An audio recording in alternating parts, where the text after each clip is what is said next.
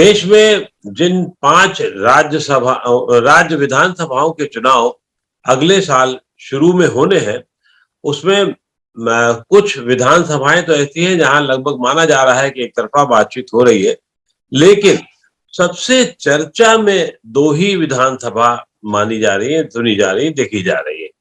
इनमें एक पंजाब है और दूसरी है उत्तर प्रदेश। उत्तर प्रदेश का परसेप्शन एक अलग तरीके से बना है और उस पर बहुत ज्यादा बात नहीं की जा रही है, क्योंकि ऐसा माना जा रहा है, ऐसा सुना जा रहा है कि वो लड़ाई भी एक हद तक एक तरफा होती चली जा रही है। क्यों? क्योंकि वहां विपक्षी जो दल है उनमें एकजुटता नहीं है और इस वजह से भारतीय जनता पार्टी को बहुत दिक्कत नहीं होने जा रही।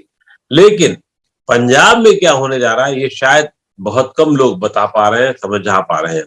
पंजाब की ऐसी गुत्थी हो गई है जिसको समझना बहुत आसान नहीं है, लेकिन फिर भी इस गुत्थी को समझने का कुछ लोग कुछ काम ऐसा कर रहे हैं जिसमें थोड़ा सा आपको समझने में, हालात समझने में आसानी होगी। जी हाँ, अभी हाल ही में एबीपी न्यूज और सी वोटर्स ने जो सर्वे किया वो इस चीज को थोड़ा बहुत आपको साफ करता है।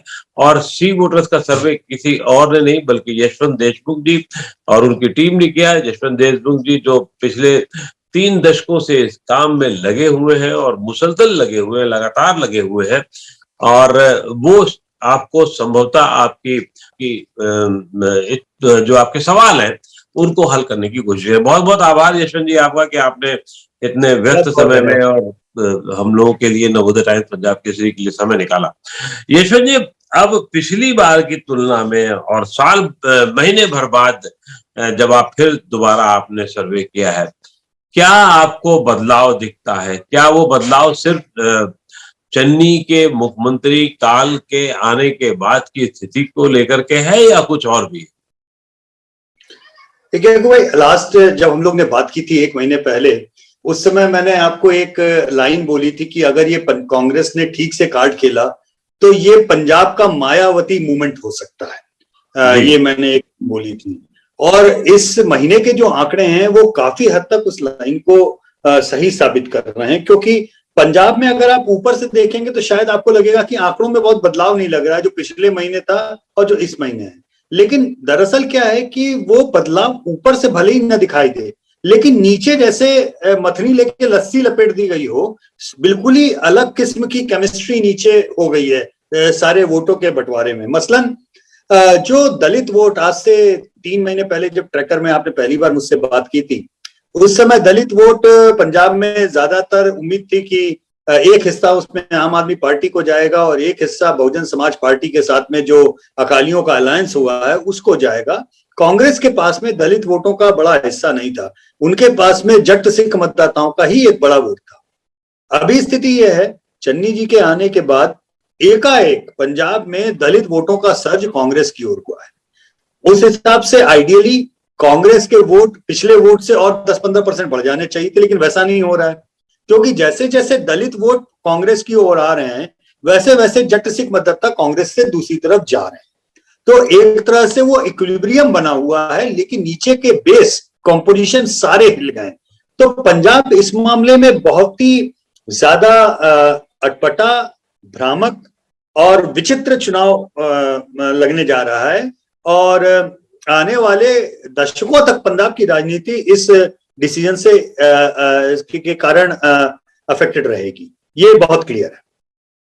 जी, महीने भर पहले हालत थी कि जो सबसे अलग चीज मानी जा रही थी, नवजोत सिद्धू उस पूरी दौड़ में अपने पताका लेकर के घूम रहे थे और लग रहा था कि नवजोत सिंह सिद्धू जो है वो बहुत आगे चल रहे हैं।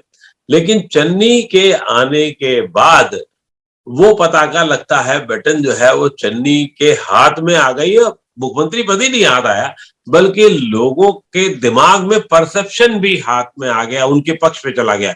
इस पे आपका क्या टिप्पणी रहेगी?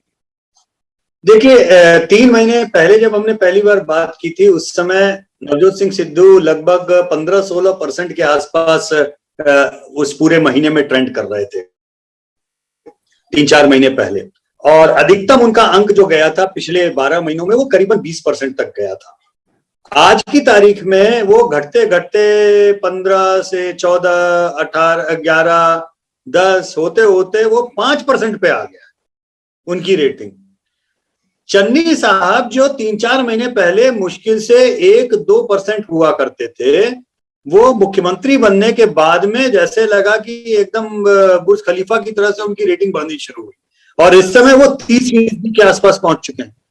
तो उनके 30% पहुंचने में दो चीजें हुई। एक तो स्वाभाविक सी बात है कि दलित मतदाताओं का एक बड़ा हिस्सा उनको पसंद करके उनकी ओर आया, लेकिन अकबर मुझे ये लगता है कि शायद बहुत बड़ा हिस्सा कांग्रेस के उन मतदाताओं का भी जो सिद्धू और अमरिंदर सिंह की लड़ाई में पक गए थे, थक गए थे, दुखी हो गए थे, वो न तेरी न मेरी, वो चन्नी के वाले अंदाज में वो सारे के सारे कांग्रेस के पुराने लोग भी चन्नी के पीछे लामबंद हो गए और एकाएक उनको लगने लगा कि चन्नी एक हमारा विनिंग कैंडिडेट वैसा साबित हो सकता है। तो इसलिए चन्नी साहब की रेटिंग में एकदम से जो इजाफा दिख रहा है आपको, वो इस कारण से दिख रहा है। उनके सामने अगर अतिशयोक्ति नहीं होगी ये कहना कि सिद्धू साहब की बंद मुट्ठी जो है वो खुल गई, और वो खुल गई जब बंद मुट्ठी बार बार धमकी देने के बाद में, तो हम सब जानते हैं कि बंद मुट्ठी खुलने के बाद में वो कितने की होती है। तो जब तक मुट्ठी बंद थी तब तक तो वो लाख की थी, अभी स्थिति बिगड़ गई। और आपको बहुत मजा आएगा ये जान के कि कैप्टन अमरिंदर सिंह जो मुख्यमंत्री रहते हुए वो उस समय 17, 18, 19, 20, 21 मतलब 17 से 20-22% के बीच में उनकी रेटिंग फ्लक्चुएट वो भी धड़ से नीचे आ गए, वो भी धड़ से नीचे आ गई। लेकिन मजे की बात यह है कि वो धड़ से नीचे आने के बाद में भी सिद्धू साहब से ऊपर है। अच्छा। मजे की बात यह है कि कैप्टन अमरिंदर सिंह गिरने के बाद में, पार्टी छोड़ने के बाद में अभी भी वो 6-7% के आसपास वो रेटिंग खींच रहे हैं और फिलहाल वो नवजोत सिंह सिद्धू की रेटिंग से बेहतर है, चाहे 1% ही बेहतर हो, लेकिन ये बड़ी विचित्र स्थिति है। तो ये जो दोनों जिसे कहते हैं कि वो कई कहानियों में कहते हैं 2 बिल्लियों की लड़ाई में बंदर ने मलाई ली, और कई कहते हैं कि 2 बंदरों की लड़ाई में बिल्ली ने रोटी खाई, जो भी कहे। बहरहाल इन दोनों की लड़ाई में चन्नी साहब ने सब कुछ समेट लिया है अच्छे से। तो फिलहाल तो कांग्रेस की लीडरशिप और कांग्रेस के वोटर्स के सामने चन्नी साहब स्टैब्लिश हो गए हैं। ये चुनाव वो दमदारी से लड़ने जा रहे हैं। कांग्रेस जो बिल्कुल रेस के बाहर दिखने लगी थी, वो रेस में वापस आ गई। हाँ, एक बात ये जरूर कहूंगा कि इतनी उठापटक के बावजूद भी आम आदमी पार्टी के जो 2 नाम कुछ आते थे, एक तो उन्होंने कोई चेहरा दिया नहीं, तो 2 नाम जो लोग बोलते हैं वो एक भगवंत मान का बोलते हैं और एक अरविंद केजरीवाल का बोलते हैं। तो अरविंद केजरीवाल जो है वो करीबन 20, 22, 23% पे वो ट्रेंड कर रहे थे और भगवंत मान जो है 10% से 15%, उनसे ऑलमोस्ट 10% पीछे उनसे ट्रेंड कर रहे थे।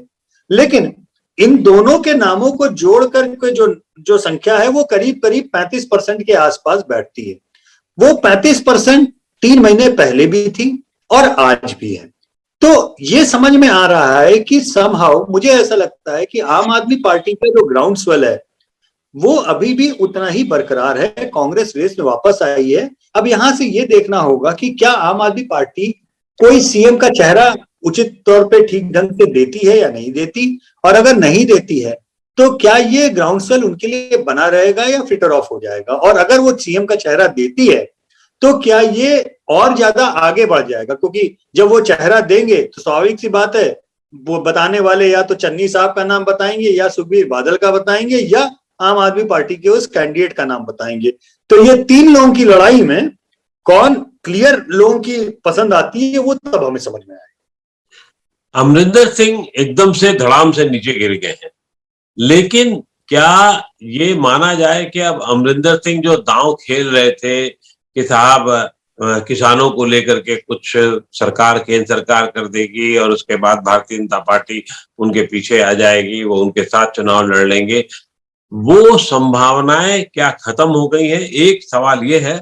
और दूसरा सवाल जो मुझे लगता है चन्नी को लेकर के पहले पूछा जाना चाहिए वो ये होगा कि क्या चन्नी के काम की वजह से ऐसा हुआ है कि उनमें अचानक उछाल आया है और उनकी सक्रियता, जितने सवाल नवजोत सिंह सिद्धू उठाते थे उन सवालों को हल करते हुए वो आगे बढ़ते चले जा रहे हैं, एक एक योद्धा को, अगल बगल के योद्धाओं को मारते हुए आगे चलते चले जा रहे हैं। मैं दूसरे सवाल का जवाब पहले दे देता हूँ। हाँ। देखिए, चन्नी साहब कैप्टन साहब से कहीं ज्यादा मिलनसार और घुलने मिलने वाले इंसान हैं, जितना मुझे दिखा अभी और जो फीडबैक आ रहा है। तो शायद वो एकदम से अवेलेबल चीफ मिनिस्टर दिखाई दे रहे हैं, एक तो बात ये। दूसरी बात, उन्होंने जो फैसले भी लिए हैं वो भी गवर्नेंस के लिहाज से और इलेक्शन एजेंडे के हिसाब से सराहनीय फैसले हैं, और कांग्रेस का वोटर उनके पीछे लामबंद हो गया है। तो इन सारी चीजों में एक बात तो तय है कि चन्नी को जो लोग सोच रहे थे ये लाइट वेट कैंडिडेट हैं, वो लाइट वेट नहीं, वो हैवी वेट कैंडिडेट साबित हुए हैं कांग्रेस के लिए। और जब मैं कांग्रेस के लिए कहता हूं तो कांग्रेस और बाकी पार्टियों की लड़ाई बाद में, फिलहाल वो कांग्रेस के अंदरूनी लड़ाई में बहुत हैवी वेट साबित हो रहे हैं, क्योंकि कांग्रेस के जो बाकी मुक्केबाज थे उनके आसपास, वो फिलहाल तो मुझे दाएं बाएं गिरते हुए दिखाई दे रहे हैं। तो इसलिए इस लिहाज से कि उन्होंने जो भी एक्सपीरियंस उनका है, जो पुराने नेता हैं, चन्नी साहब कोई नए नेता नहीं है, पुराने नेता हैं, उन्होंने बहुत सधा हुआ गेम खेला है। और हम, मुझे लगता है कि हमको, आपको, जनता को इस लिहाज से सभी को चमत्कृत किया है। हमें वैसे किसी को भी उम्मीद नहीं थी, हम मान रहे थे कि चन्नी साहब सिद्धू जी के रबर स्टैम्प कैंडिडेट होंगे, हम ये मान के चल रहे थे। वो ऐसा हुआ नहीं। वो सिद्धू साहब अपना रबर और अपना स्टैंप लेके बैठे हुए हैं, चन्नी साहब अपना प्रिंटिंग प्रेस अलग चला रहे हैं। उनको ना रबर की जरूरत है ना स्टैंप की जरूरत है। अब रही, ये तो हो गया सिद्धू जी और चन्नी जी के बीच में कोई मतलब ही नहीं है, एक 30%, एक 5%, यानी दोनों के बीच का कोई कंपैरिजन नहीं है रेटिंग में। अब आते हैं कैप्टन अमरिंदर सिंह की भावी राजनीति या वर्तमान राजनीति पे। कप्तान साहब, ऑब्वियस सी बात है कि वो दिल्ली में भाजपा नेताओं से मिले और उनको हर तरीके की मदद का शायद आश्वासन भी दिया गया है। मुझे ऐसा लगता है कप्तान साहब जीतने के लिए तो लड़ेंगे नहीं। उनकी पूरी राजनीति अब केवल यह है कि वो कांग्रेस को हराना चाहते हैं, और कांग्रेस को हराने के लिए उनसे जो कुछ भी बन पड़ेगा वो करेंगे। ऐसे में पहली बात की उम्मीदवार उनको कहां से मिलेंगे, ये लोग सवाल उठाते हैं। मेरा मानना है ये बहुत ही आसान काम है। पंजाब में जब अकाली और कांग्रेस और बीजेपी, ये बाकी और आम आदमी पार्टी, ये 4 पार्टियां जब टिकट बांटने में लगी हों, तो इन चारों ही पार्टियों में सबको तो टिकट नहीं दे सकते। वो हर पार्टी के पास में 2-2, 3-3 उम्मीदवार होते हैं टिकट देने के लिए। तो जो भी पार्टी अपने किसी भी कद्दावर नेता का टिकट काटेगी, खासतौर पे कांग्रेस, कैप्टन साहब उसके लिए परमानेंट पार्किंग लॉट होंगे। जिसका टिकट कटेगा, जिसको टिकट नहीं दिया जाएगा और वो थोड़ी बहुत भी रसूख नीचे के हलकों में रखेगा, कप्तान साहब उसको टिकट दे देंगे और अपनी पार्टी से लड़ने का न्योता दे देंगे। और कप्तान साहब को रिसोर्सेस की कोई कमी नहीं होने वाली है, ये एक्सप्लेन करने की जरूरत नहीं है। उनको जितने रिसोर्सेस चाहिए, भरे पूरे रिसोर्सेस उनके पास में रहेंगे। ऐसे में मुझे लगता है कि कांग्रेस की वोट कटिंग की समस्या कप्तान साहब बड़ी करेंगे, और अगर कांग्रेस नीचे आती है तो स्वाभाविक सा फायदा उसका 2 ही पार्टियों को होगा, या तो अकालियों को होगा या फिर आम आदमी पार्टी को होगा। मुझे ऐसा लगता है कि कांग्रेस के नीचे आने का अभी ज्यादा बड़ा फायदा वो आम आदमी पार्टी को शायद हो, लेकिन चूंकि जट सिख वोटरों का मसला है और उसकी एक स्वाभाविक कैंडिडेसी अकाली दल की है, तो कहीं ना कहीं उनको भी लाभ मिलेगा। तो इस समय कैप्टन अमरिंदर सिंह साहब के दुश्मनों की श्रेणी में केवल कांग्रेस है। बाकी सारी पार्टियां इस समय उनकी दोस्त हैं, उनकी खैरख्वाह हैं, उनकी मददगार है। सबके लिए कैप्टन साहब जो है बड़े अच्छे मित्र हैं इस समय, कांग्रेस को छोड़ के। जी, अब नए नए समीकरणों पर वहां चर्चा हो रही है, बहुत सारे अगर मगर और बहुत सारी चीजें हैं। खास तौर से नवजोत सिंह सिद्धू जब नीचे आ रहे हैं, उनकी लोकप्रियता कम हो रही है, तो क्या नवजोत सिंह सिद्धू कुछ और खेमेबाजी करेंगे?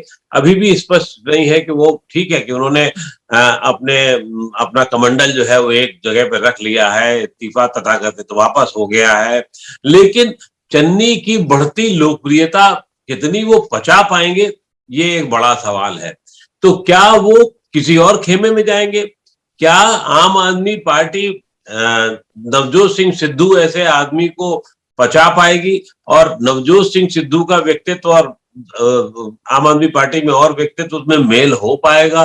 क्या ये समीकरण होगा कि अमरिंदर सिंह किसी जब हारी हुई पारी खेल रहे हैं तो जिताने के लिए, जैसे कि अभी आपने जट सिखों का नाम लिया, और जट सिखों का एक वोट बैंक पहले से ही अकाली दल बादल के पास में है, उनके पास बसपा का वोट बैंक भी अगर वो अकलमंदी से काम करेंगे तो होगा, वैसे अभी लग नहीं रहा है उस तरीके से उनके पास जो हो जाना चाहिए था।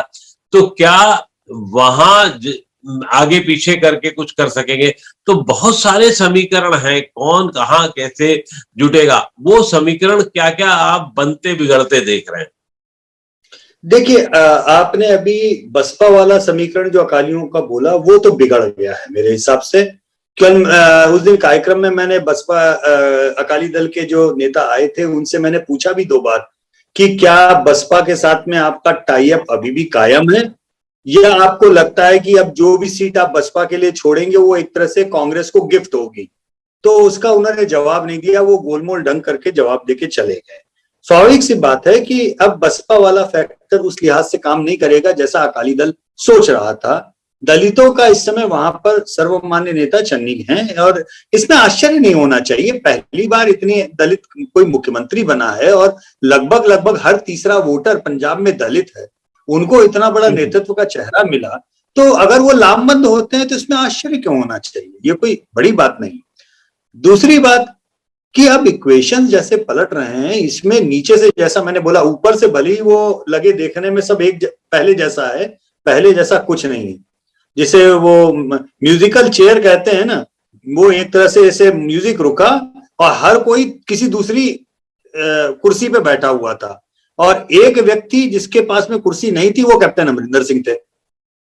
फिर दूसरी बार वो म्यूजिकल चलाया गया चन्नी साहब के साथ में उनकी म्यूजिक पे, फिर वो हर कोई अलग अलग वोट बैंक पे बैठा हुआ था, और इस बार जिसके पास में कुर्सी नहीं है वो है नवजोत सिंह सिद्धू साहब। तो बेसिकली इस म्यूजिकल चेयर के खेल में सिद्धू साहब का इस समय मामला थोड़ा सा हल्का पड़ गया है।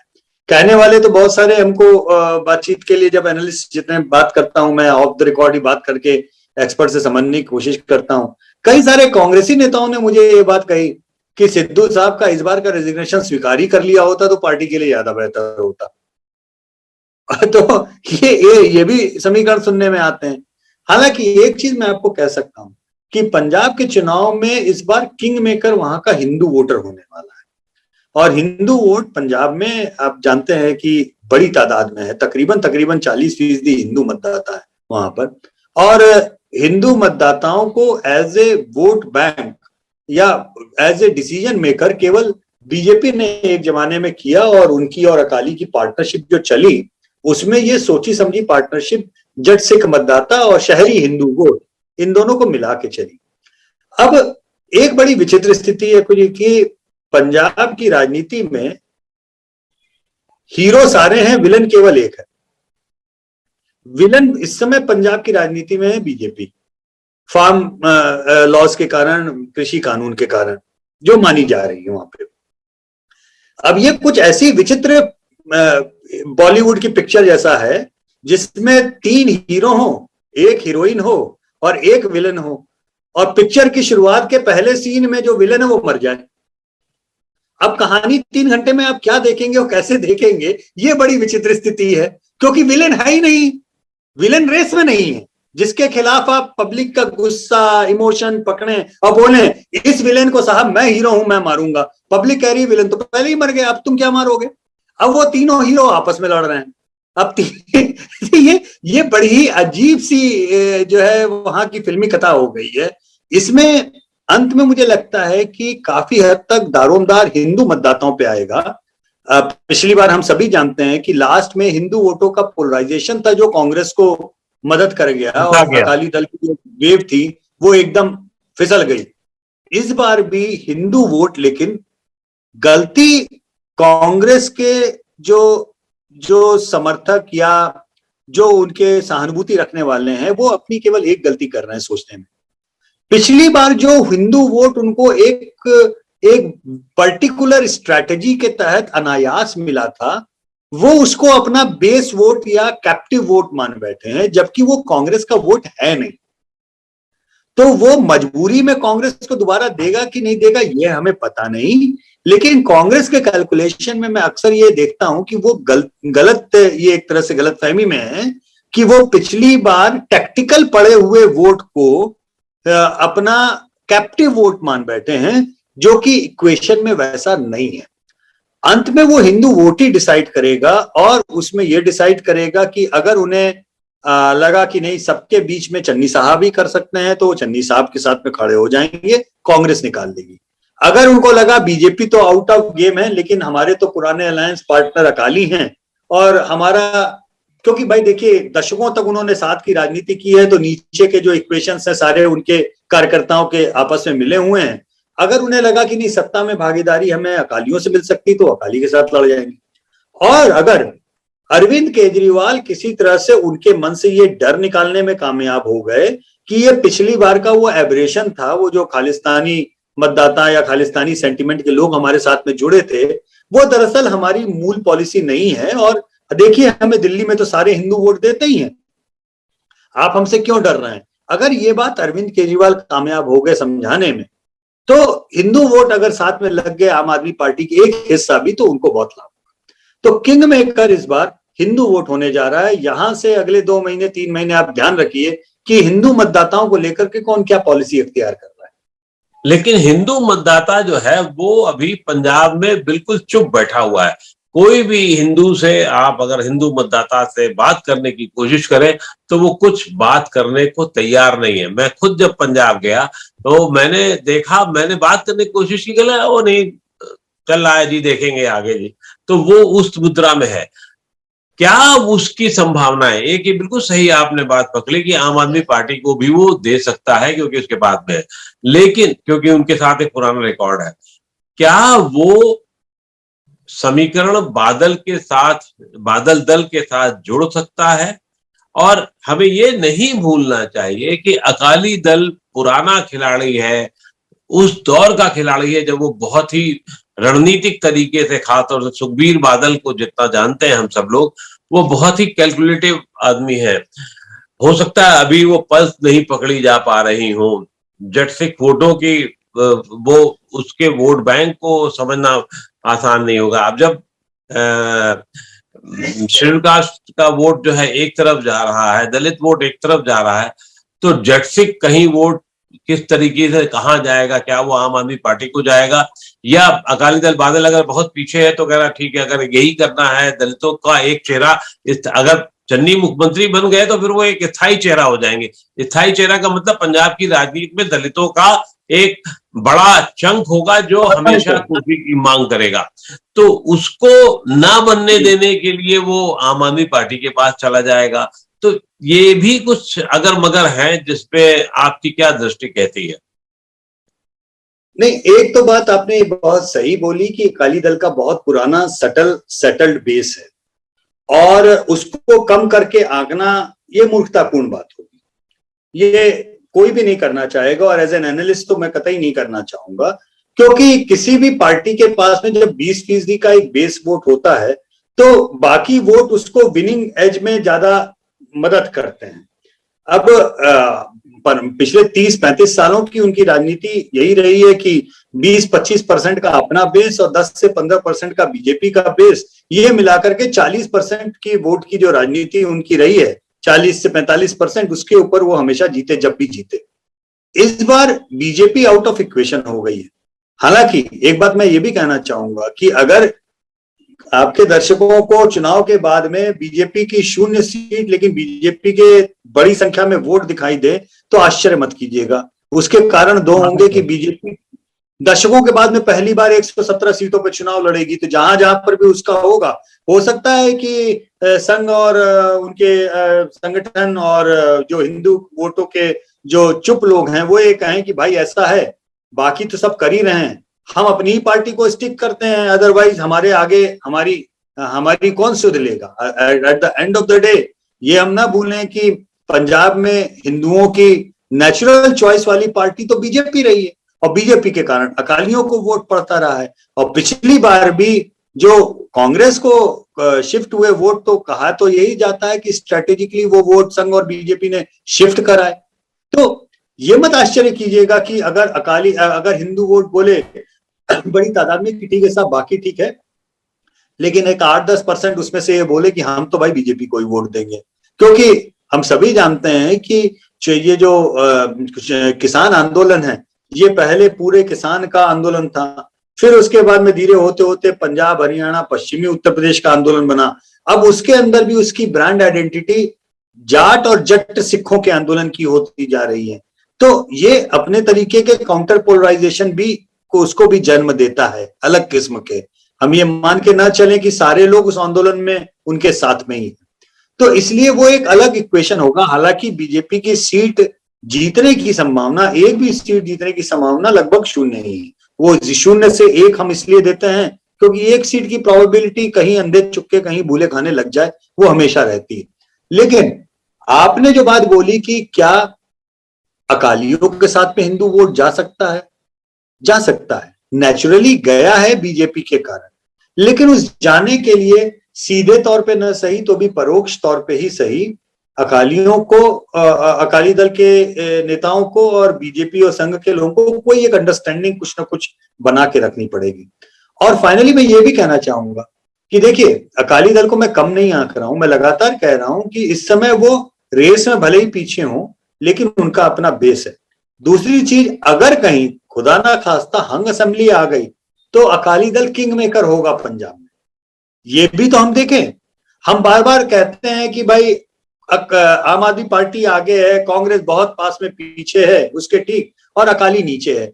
लेकिन हमारे किसी भी सर्वे में अभी तक ये तो आकलन आया नहीं कि किसी एक पार्टी को बहुमत मिलने जा रहा है। और अगर ऐसा नहीं हुआ किसी को बहुमत, तो चाहे वो आप हो चाहे कांग्रेस, सरकार अगर बनेगी तो अकालियों के ही समर्थन पे बनेगी। ये भी एक विचित्र स्थिति है। तो भले ही अकाली पीछे दिख रहे हो, लेकिन कोई भरोसा नहीं कि स्थिति ऐसी बन जाए कि अकाली किंग मेकर की तरह उभर जाए पंजाब में। ये आम आदमी पार्टी का जो है पिछले 3 महीने से 4 महीने से लगभग एक स्तर चल रहा है, उसी गणित पर है। तय है कि आम आदमी पार्टी भी इस पर चिंतित होगी और काम कर रही होगी। तो वो वोट बैंक बढ़ने की कितनी संभावना है, अपना वोट बैंक बढ़ने की कितनी संभावना है? क्या आम आदमी पार्टी एक कोई चेहरा दे देगी तो फिर कुछ बात और बनने की संभावना दिख रही है? देखिए, चेहरा अगर वो देंगे तो निश्चित तौर पर उनको थोड़ा तो लाभ होगा। आजकल लोग चेहरा जानना चाहते हैं। आप उत्तराखंड का देखिए ना, उत्तराखंड में आम आदमी पार्टी 10% से 15, 15 से 20, एक बार तो ऑलमोस्ट 21% हमारे ट्रैकर में पहुंच गई थी। फिर बाद में घटना शुरू हो गई। फिर उन्होंने एकदम से वहां पर एक आर्मी के रिटायर्ड व्यक्ति को उन्होंने जो है अपना कैंडिडेट बना दिया जी, जन साहब को। अब क्या है, मैं ये देख रहा हूं कि जब से उन्होंने अपना सीएम कैंडिडेट दिया, और वो सीएम कैंडिडेट पॉलिटिक्स से नहीं आया था, वो एक तरह से non political, non existent candidate आप मान लीजिए उसे, लेकिन केवल चेहरा देने के कारण मैं ये देखता हूं कि लगभग 10% लोग उत्तराखंड में आम आदमी पार्टी के उस कैंडिडेट का नाम लेने लगे हैं मुख्यमंत्री के चॉइस पे। इसका मतलब क्या है कि अब कम से कम 10% वोट तो उत्तराखंड का ऐसा हो गया है जो पार्टी के नाते आम आदमी पार्टी और नेता के नाते उसके दिए हुए मुख्यमंत्री पद के चेहरे, उन दोनों के साथ आइडेंटिफाई कर रहा है और रैली कर रहा है। इसलिए मेरा मानना यह है कि जब किसी भी पार्टी के लिए ग्राउंड स्वेल होता है, उस ग्राउंड स्वेल को एंकर करने के लिए चेहरे का होना बहुत जरूरी होता है। वो चेहरा आप चाहे अननोन ही क्यों ना हो, उससे फर्क उतना नहीं पड़ता, लेकिन चेहरा होना चाहिए। तो हो सकता है कि आम आदमी पार्टी की भी कोई स्ट्रेटेजी हो बाद में कैंडिडेट देने की, लेट कैंडिडेट देने की, या हो सकता है न हो देने की, तो देखने की चीज होगी। पिछले चुनाव में और इस चुनाव में अंतर यह है कि 5 साल पहले हमने आम आदमी पार्टी को ओवर एस्टिमेट किया था। ये आपके दर्शकों को भी पता है, मैं भी कई बार ये बात बता चुका हूं, क्योंकि हमने ही पिछली बार बोला था कि आम आदमी पार्टी की सरकार बन सकती है, और हमारा गलत हो गया। और गलत इसलिए हुआ, मुख्य कारण उसका यह था कि नंबर 1 कि आम आदमी पार्टी का पंजाब में कोई इलेक्टोरल हिस्ट्री नहीं थी जिसके ऊपर हम, क्योंकि आप जब प्रोजेक्शन मॉडल पे काम करते हैं जी, तो आपके पास में एक बेस होना चाहिए। तो नई पार्टी का क्योंकि पुराना कोई बेस नहीं होता, तो उसके ऊपर उसके सीटों का अंदाजा लगाना बड़ा मुश्किल हो जाता है, वोटों का। तो एक तो समस्या ये थी, लेकिन उससे ज्यादा बड़ी समस्या ये थी कि लास्ट मोमेंट पे हिंदुओं का जो स्विंग हुआ कांग्रेस की ओर, दरअसल उससे कारण आम आदमी पार्टी बिल्कुल ही जो उसको अचीव करना था वो नहीं कर पाई। हालांकि मैं ये मानता हूं कि नहीं अचीव करते हुए भी, गिरते हुए भी उसने अकाली दल को मुख्य विपक्षी दल के पोजीशन से डिस्प्लेस कर दिया। ये भी पंजाब की राजनीति में छोटी घटना तो नहीं थी कोई, कि कोई नई पार्टी आए, वो चुनाव जीतने के लिए लड़े और कम से कम मुख्य विपक्षी दल तो बन जाए। ये छोटी बात तो, इसलिए बहुत सारे लोग जब कहते हैं ना कि आम आदमी पार्टी का तो बेस ही नहीं है जी, बेस क्या है, कुछ नहीं, जितने जीते थे वो भी हार गए, भाग गए, कुछ नहीं। तो वो ये याद रखें कि जिन लोगों ने आम आदमी पार्टी को वोट दिया था, उन्होंने पार्टी के नाते वोट दिया था, वो चेहरे या किसी लीडर के नाते नहीं दिया था। तो आम आदमी पार्टी का कोई भी विधायक अगर कोई और पार्टी ज्वाइन कर ले तो उसका अर्थ ये नहीं है कि वो उसके साथ में बहुत बड़ा बेस चला गया, ऐसा नहीं होने वाला। लेकिन उनके साथ में ये समस्या जरूर रहने वाली है कि वो ग्राउंड स्वेल, जनाधार में जो उनके लिए सपोर्ट बड़ा बना है, उसको एक्चुअल वोट में कितना कन्वर्ट कर पाते हैं या नहीं कर पाते, ये एक महत्वपूर्ण मुद्दा है। और उनको शायद इस बात पे ध्यान देना पड़ेगा, अगर वो चाहते हैं कि पंजाब में वो एक्चुअली में जीते। अगर वो ऐसा नहीं कर पाते हैं तो स्वाभाविक रूप से उसका सीधा सीधा फायदा कांग्रेस को होगा। अकाली बढ़ेंगे उस स्थिति में, लेकिन फायदा कांग्रेस को होगा। क्योंकि अगर आप मुझसे पूछेंगे कि सत्ता की लड़ाई में कौन है, तो मेरे हिसाब से आंकड़ों को देखते हुए मैं कह सकता हूं कि सत्ता की लड़ाई में अभी आम आदमी पार्टी और कांग्रेस के बीच में टक्कर है। अकाली दल सत्ता की सीधी लड़ाई में अभी फिलहाल मुझे नहीं दिख रहा है, क्योंकि वोट शेयर के लिहाज से वो काफी पीछे दिख रहा है। हालांकि वो वोट शेयर अगर उनका केवल मालवा और अपने गढ़ों में कंसंट्रेटेड रहता है तो हो सकता है कि 20% वोट उनको जो है सीटें हमारे उम्मीद से ज्यादा दिला दे, जो अभी हमको लग रहा है, वो भी हो सकता है। लेकिन जो अभी की स्थिति है एज ऑन टुडे, ये लगता है कि शायद किसी को भी बहुमत नहीं मिलेगा। सिंगल लार्जेस्ट शायद आम आदमी पार्टी बनने जा रही है और अकाली दल किंग मेकर की भूमिका में ऐसी स्थिति में आ सकते हैं। अब वो किसके साथ में सत्ता में जा सकते हैं ये तो कहना मुश्किल है। ये भी हो सकता है कि अकाली दल को आगे करके महाराष्ट्र का एक्सपेरिमेंट कांग्रेस करना चाहे। आगे तो कांग्रेस शिवसेना से बड़ी मजबूत को मानती है, उद्धव ठाकरे को मुख्यमंत्री बनाया उन्होंने। हो सकता है कांग्रेस बोले अगर हम शिवसेना को साथ में ले सकते हैं तो हम अकाली दल को क्यों नहीं ले सकते। ये सारे समीकरण तो भविष्य के हैं और राजनीति में नेवर से इम्पॉसिबल, ये तो हमने और आपने इतने दशकों में भी देख लिया। कोई भी चीज, अब इसी पिछले 5 सालों में हमने 2 बड़ी चीजें देख ली। कश्मीर में महबूबा मुफ्ती बीजेपी के समर्थन से मुख्यमंत्री बनी और महाराष्ट्र में उद्धव ठाकरे कांग्रेस के समर्थन से मुख्यमंत्री बने। अगर ये दोनों घटनाएं आज से आप ज्यादा नहीं 10 साल पहले हम या आप किसी को बोलते तो लोग हमारी और आपकी सामूहिक हंसी या किल्ली उड़ाते, ये तो संभव ही नहीं है। लेकिन हो गया ना, राजनीति तो संभावनाओं का खेल है, क्या बोला जाए। तो इसलिए किसी भी तरीके की संभावना से इनकार नहीं किया जा सकता। कुछ भी हो सकता है। अभी भी पंजाब में बहुत कुछ संभावनाएं बची हैं और उस पर गोटियां चली जाएंगी। सांप सीढ़ी का खेल होगा, पता नहीं कौन नीचे आ जाएगा किसी एक के काटने से और कौन पता नहीं किसी के थोड़ा सा धक्का देने पर बिल्कुल ऊपर पहुंच जाएगा। इस पर लगातार चर्चा होती रहेगी, लेकिन इस पर नजर रखना बहुत रोचक होगा और बहुत अलग तरीके से देखना होगा। इस बार पंजाब की राजनीति को बिल्कुल एक अलग नया अध्याय होगा, जो इसमें दलित अध्याय बहुत बड़ा होगा। बहुत बहुत शुक्रिया यशवंत जी, इस पूरे मुद्दे पर बातचीत करने के लिए, उसका थोड़ा बहुत स्पष्ट करने के लिए, नवोदय टाइम्स पंजाब के साथ आपने बातचीत के लिए समय निकाला, बहुत बहुत आभार। ठीक है सर, बहुत बहुत थैंक यू।